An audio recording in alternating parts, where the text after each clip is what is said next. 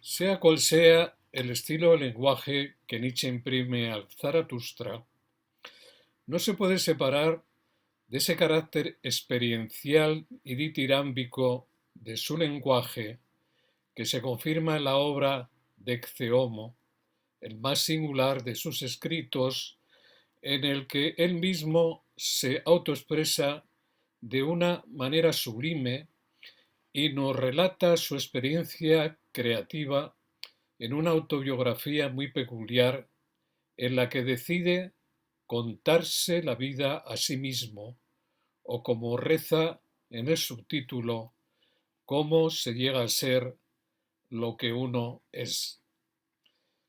Y es precisamente en esta obra donde nos encontramos una página que al juicio de Thomas Mann puede considerarse como una obra maestra del estilo.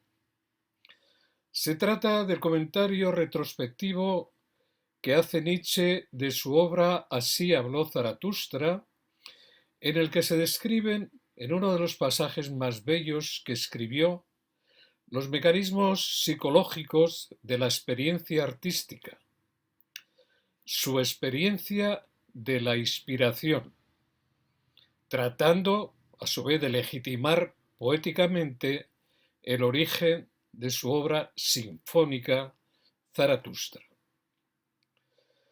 Nietzsche le da a su testimonio un valor emblemático para todos aquellos que alguna vez han sentido la experiencia de la inspiración y no han podido explicarla, pues su experiencia, al escribir el Zaratustra, supera a todo lo que han escrito los autores de Platón sobre la inspiración. Los poetas, desde tiempos inmemoriales, siempre trataron de legitimar sus poemas apelando a una inspiración o revelación, ya fuera de origen divino, ya fuera de origen de las musas, etc. El mismo Platón decía que, comillas, no es mediante el arte, entendiendo el arte como técnica, sino por el entusiasmo y la inspiración que los buenos poetas épicos componen sus bellos poemas. Nietzsche, el poeta de Zaratustra, como le gustaba llamarse, nos narra con vehemencia su experiencia de la inspiración. Un texto un poco largo que vamos a leer y a comentar a continuación. Vamos a comprobar realmente el testimonio de Thomas Mann, como es una de las páginas más bellas que Nietzsche ha escrito. Dice lo siguiente: ¿tiene alguien a finales del siglo XIX un concepto claro de lo que los poetas de épocas poderosas denominaron inspiración? En caso contrario, voy a describirlo. Si se conserva un mínimo residuo de superstición, resultaría difícil rechazar, de hecho, la idea de ser mera encarnación, mero instrumento sonoro, mero medium de fuerzas poderosísimas. El concepto de revelación, en el sentido de que de repente, con indecible seguridad y finura, se deja ver, se deja oír algo, algo que lo conmueve y trastorna a uno en lo más hondo, describe sencillamente la realidad de los hechos. Se oye, no se busca. Se toma, no se pregunta quién es el que da. Como un rayo refulge un pensamiento, con necesidad, sin vacilación en la forma. Yo no he tenido jamás que elegir. Un éxtasis cuya enorme tensión se desata a veces en un torrente de lágrimas. Un éxtasis en el cual unas veces el paso se precipita involuntariamente y otras se torna lento. Un completo estar fuera de sí, con la clarísima consciencia de un sinnúmero de delicados temblores y estremecimientos que llegan hasta los dedos de los pies. Un abismo de felicidad en que lo más doloroso y sombrío no actúa como antítesis, sino como algo condicionado, exigido, como un color necesario en medio de tal sobreabundancia de luz.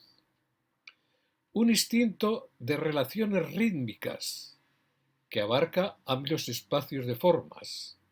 La longitud, la necesidad de un ritmo amplio son casi la medida de la violencia de la inspiración, una especie de contrapeso a su presión y a su tensión.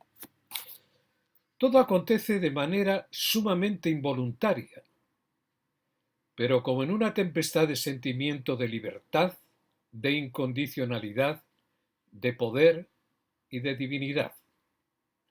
La involuntariedad de la imagen, del símbolo, es lo más digno de atención.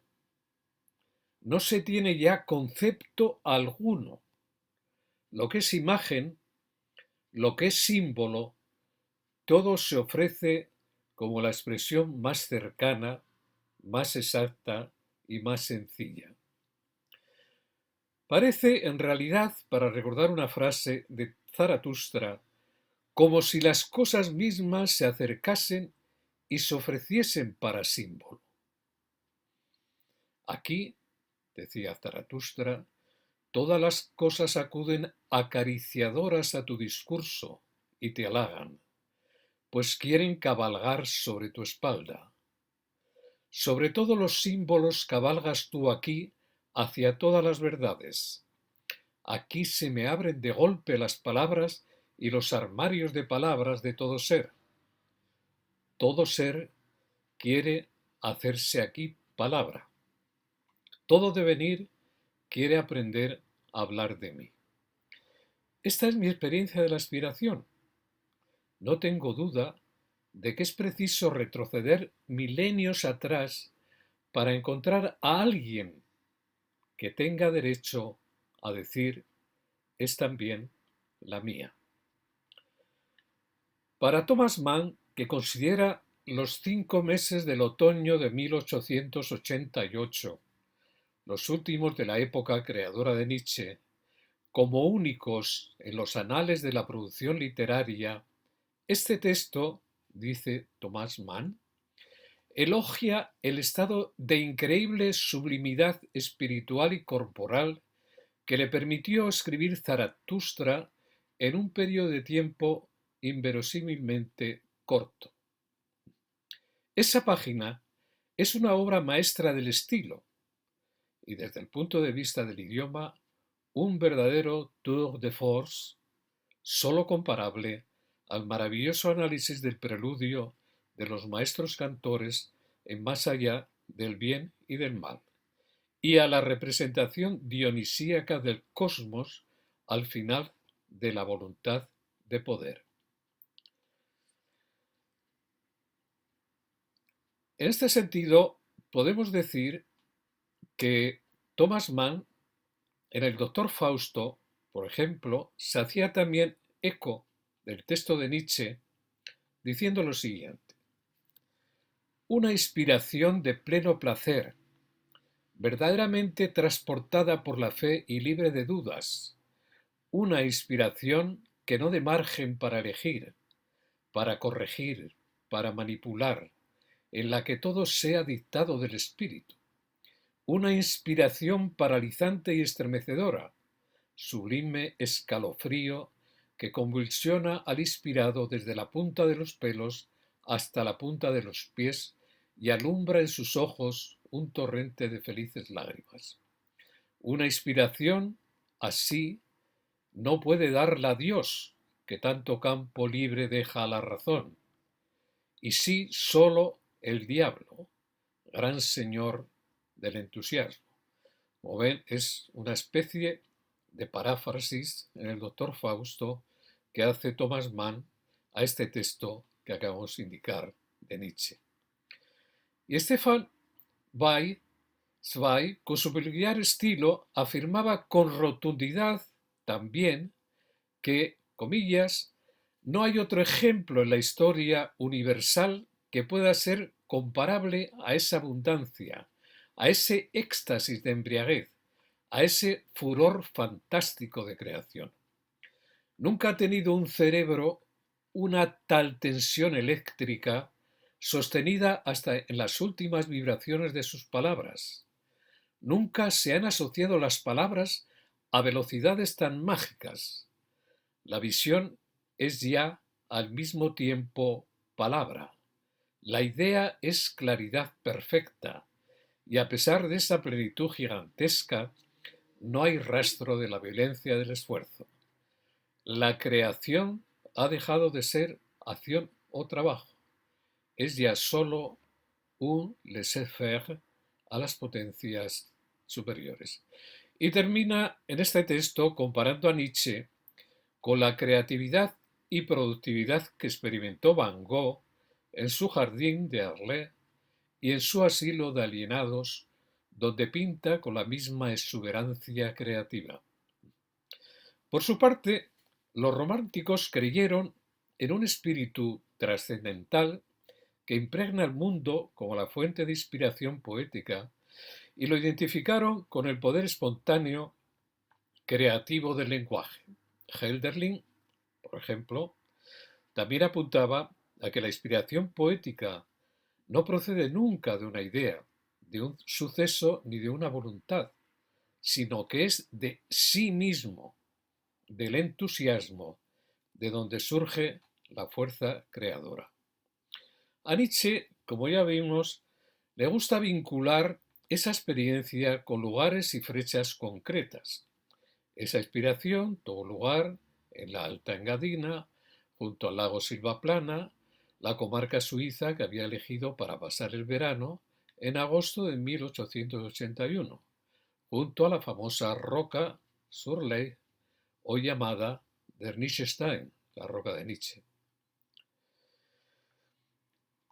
Una forma de sellar su experiencia con aquella bella naturaleza donde viven, dice Nietzsche, mis musas y donde, afirma, mi cuna y mi verdadera patria están aquí y en ninguna otra parte. El lugar, termina la cita, en el que el silencio, altitud y soledad podría contribuir a que percibiese sus voces más íntimas y todas esas cosas, comillas, que están aún escondidas dentro de mí y quieren convertirse en palabras y formas. Bien, comentando brevemente el texto, comienza en primer lugar con una descripción de su experiencia de la inspiración, llena de iluminaciones, éxtasis, elaciones, exaltaciones y sentimientos de poder y de fuerza divinos y de forma casi agonística. Es una descripción en la que, según Nietzsche, se describe sencillamente la realidad de los hechos, afirmando categóricamente un poco antes, Zaratustra me ha asaltado, cierre comillas, abro comillas, con necesidad, sin vacilación en la forma. Yo no he tenido jamás que elegir. Lo propio de la forma artística es su imperiosa necesidad. Los artistas son artesanos de la forma. La buscan y la moldean, pero ella está allí esperándolos. Eso es lo que se da. Se deja ver y se deja oír. Y al artista y al poeta le toca domar el material. Debe hallar lo que está allí desde el primer momento. La forma viene a él y pone límites. La palabra lo fija y desborda al ver el nivel del concepto. Por lo tanto, se trata del despojamiento del ropaje conceptual, al que la alegoría o la metáfora llegan en su auxilio, de la negación pura del sujeto y de toda la racionalidad, abriendo el camino a la pasión que se desborda. Resultaría difícil, dice Nietzsche, rechazar la idea de ser mera encarnación, mero instrumento sonoro, mero medium de fuerzas poderosísimas. A continuación, en un segundo momento, Nietzsche describe las modalidades del éxtasis que supone la experiencia del creador. Un éxtasis con enorme tensión, un estar fuera de sí, es decir, como alienado, que se muestra como una conmoción y que proporciona un abismo de felicidad, de sobreabundancia de luz, en la que el dolor actúa como un color necesario. Aquí se trata, en realidad, el dolor que habla Nietzsche, es el dolor de la sobreabundancia. Pues Nietzsche está pensando en el modelo de la tragedia ática. La inspiración, por lo tanto, aparece como una experiencia violenta, dolorosa, como una tormenta de poder y libertad, una conmoción orgánica en la que se hacen valer los fundamentos fisiológicos de toda experiencia estética. Está claro que Nietzsche está pensando aquí en la comprensión inmediata del sentido trágico de la vida y en la fuerza dionisíaca que había impelido a los griegos a llegar a ser lo que fueron, un pueblo redimido por el arte. El poder artístico de la naturaleza entera se revela aquí entre los estremecimientos de la embriaguez y el entusiasmo. Esto quiere decir sencillamente que la dinamis creadora, el instinto, se apodera de la naturaleza humana y es, como dijéramos así, una experiencia creativa en la que Dionisos aparece como símbolo de una fuerza artística de la naturaleza que Nietzsche conceptuaba como fundamento natural de la poiesis artística. Y por eso, en el culto dionisíaco, la naturaleza se descubría y hablaba de su secreto con una espantosa claridad, con un tono frente al cual la seductora apariencia, casi perdía su poder. En tercer lugar, podíamos incluir lo que para Nietzsche es fundamental, que es el ritmo. Es decir, esa embriaguez en la que se ve inmerso el poeta se manifiesta también como un instinto de relaciones rítmicas. El ritmo impone la medida, hace de contrapeso, sin atenuar la intensidad, conteniendo su presión en un juego de impulsos y contraimpulsos. Esta es la medida. Caso de los griegos, Apolo, que sin atenuar la violencia de la inspiración, entendida como irrupción y expropiación, no hecho jamás una elección, dice Nietzsche, hace de contrapeso de ella en el sentido de que la reequilibra en un orden armónico, conteniendo su presión y usufructuándola constructivamente. Aquí radica el sentido de todo estilo. El tempo de los signos, ritmo, tal es el sentido de todo estilo. Retorno del lenguaje a la naturaleza de la figuración. Otro momento importante que expresa el texto y que muchos autores lo han puesto de relieve como uno de los aspectos más importantes en el Zaratustra de Nietzsche es la comunicación. Entonces, la inspiración, ¿cómo comunicar un estado y una tensión interna semejante cuando la prosa se bloquea?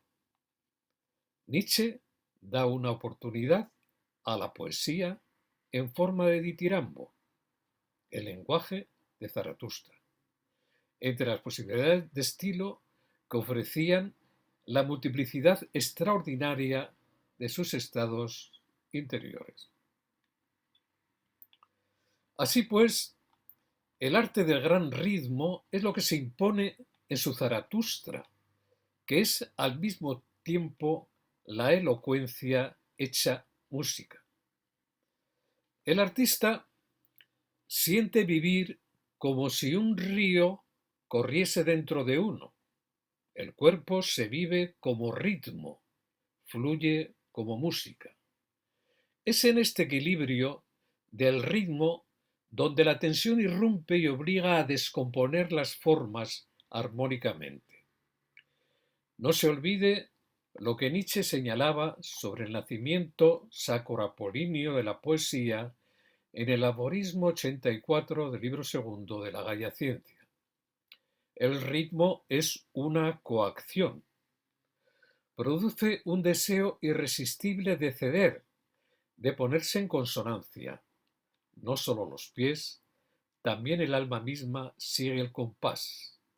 Entonces, cuando se hizo penetrar el ritmo en el habla, esa violencia que reordena todos los átomos de la oración exige elegir las palabras. Da a los pensamientos un nuevo color y los hace más oscuros, más extraños, más lejanos. Por último, hay que señalar que en el texto hace Nietzsche hincapié en la involuntariedad, o en otros términos, como decía la filosofía francesa, en la muerte del sujeto.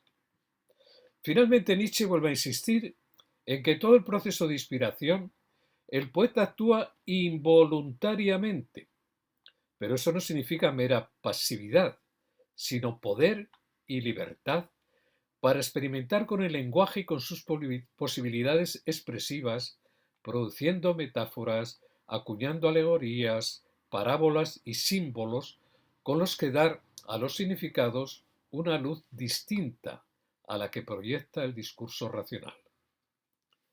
La inspiración proporciona una enigmática capacidad de expresión que denomina simbólica. El símbolo no es propiamente una revelación plena, sino que permite adivinar en cierta medida lo que hay detrás de todos los sentimientos. Para Nietzsche, de todas las actividades humanas, la más simbólica es la música, ya que es la acción más propia de la voluntad de poder en la persona humana y, en consecuencia, la más abierta a la influencia dionisíaca, Dios. La gran salud de la vida del superhombre, de la que tanto habla Nietzsche, descansa en su abrumadora capacidad de símbolos. En este sentido, el símbolo del martillo recuerda aquella sentencia de Goethe según la cual todo lo que acontece es símbolo. Para Nietzsche, todo anhelo, toda creación es simbólica, desde el concepto de Theomo a la idea del eterno retorno.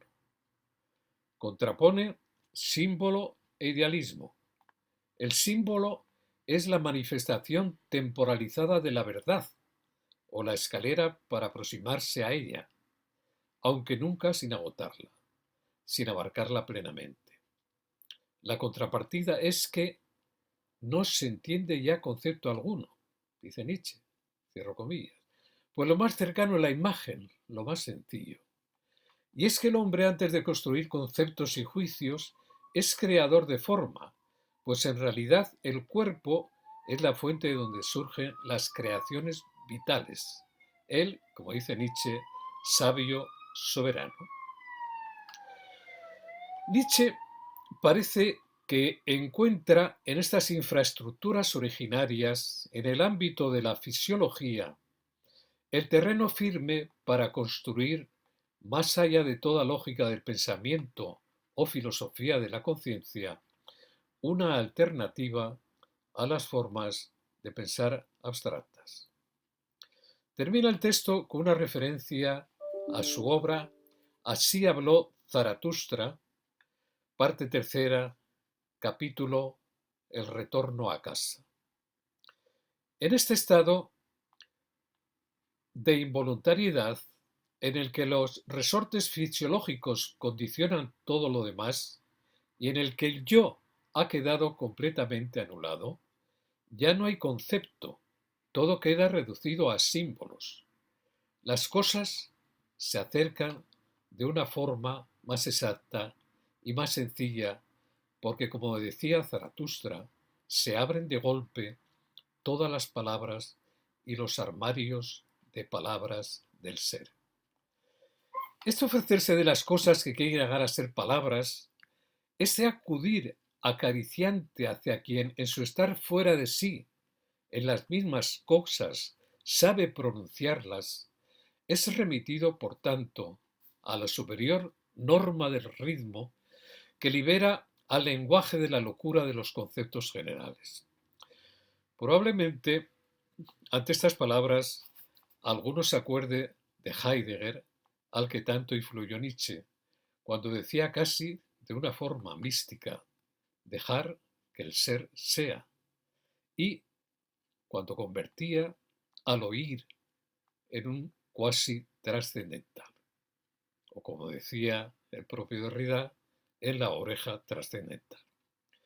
Es interesante ver este texto de Nietzsche también en relación con las vanguardias artísticas, en parte influidas por Nietzsche.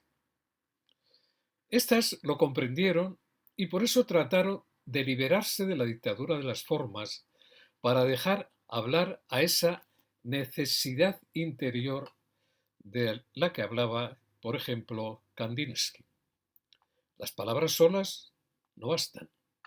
El estilo es siempre comunicación de un pathos que se despliega en el sonido, fuerza, modulación, tempo.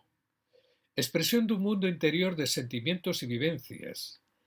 La más poderosa fuerza para el símbolo, existida con anterioridad, resulta pobre y un mero juego frente a ese retorno del lenguaje a la naturaleza de la figuración. La forma como autoexpresión de una vida más profunda.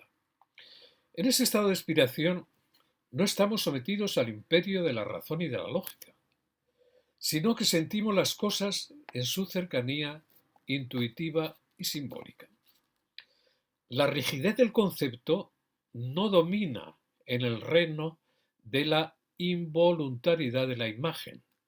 Se revela en la palabra, pero no en una palabra buscada, construida con los procedimientos abstractos y descompositivos del intelecto, sino más bien en una palabra que sella prodigiosamente en sí misma, en una especie de estática transparencia, la compenetración de lo interior y lo exterior, para recomponer la identidad de lo divino y lo humano.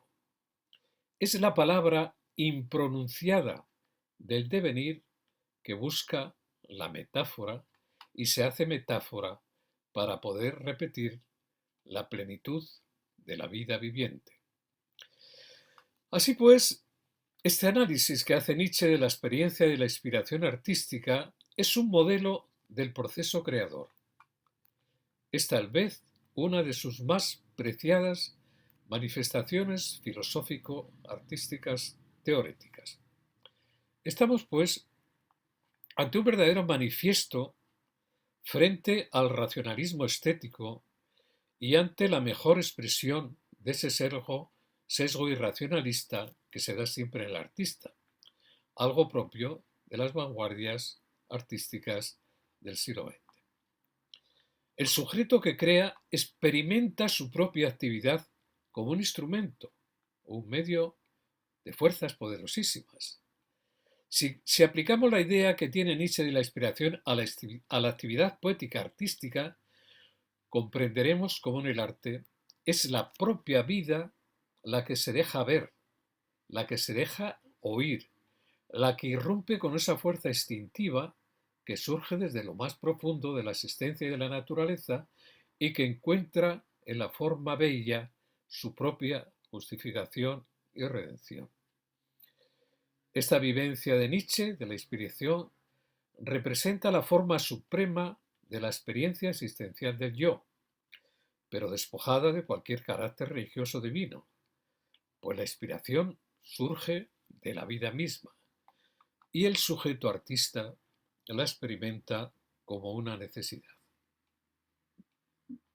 En el nacimiento de la tragedia, Nietzsche se planteaba ya el problema en relación con Schiller. Este tenía la experiencia de que la creación poética le surge antes que como serie de imágenes mentales, como una especie de voz musical. Dice Nietzsche a este propósito en El nacimiento de la tragedia. Schiller confiesa en efecto que lo que él tenía ante sí y en sí como estado preparatorio previo al acto de poetizar no era una serie de imágenes, con unos pensamientos ordenados de manera causal, sino más bien un estado subrayado de ánimo musical. Así pues, la manera de entender Nietzsche la inspiración como una experiencia poético-artística sería una versión de la experiencia artística dionisíaca, en la que la inspiración y la embriaguez, lo indefinido, sería lo primario, mientras que la expresión poética vendría después. En otros términos, en el universo dionisíaco, el poema nace de la idea. No nace, de la idea, ni de la imagen que el artista se hace del mundo, sino que nace, como habíamos dicho antes ya, de la música.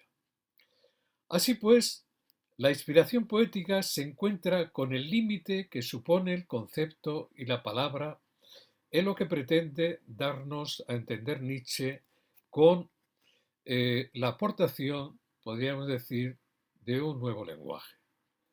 Los conceptos para Nietzsche y las palabras, decía, están enfermos y se asocian al nihilismo y al progreso de la ciencia.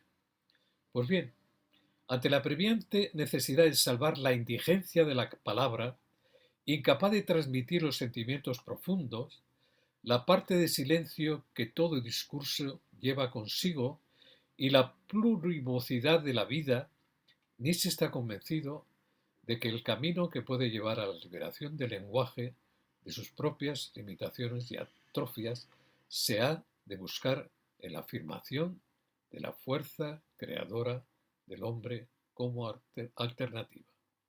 El filósofo entonces ya no se encontraría atrapado en las redes del lenguaje, pues son las cosas las que le salen al encuentro y se ofrecen al poeta con toda su diversidad de matices.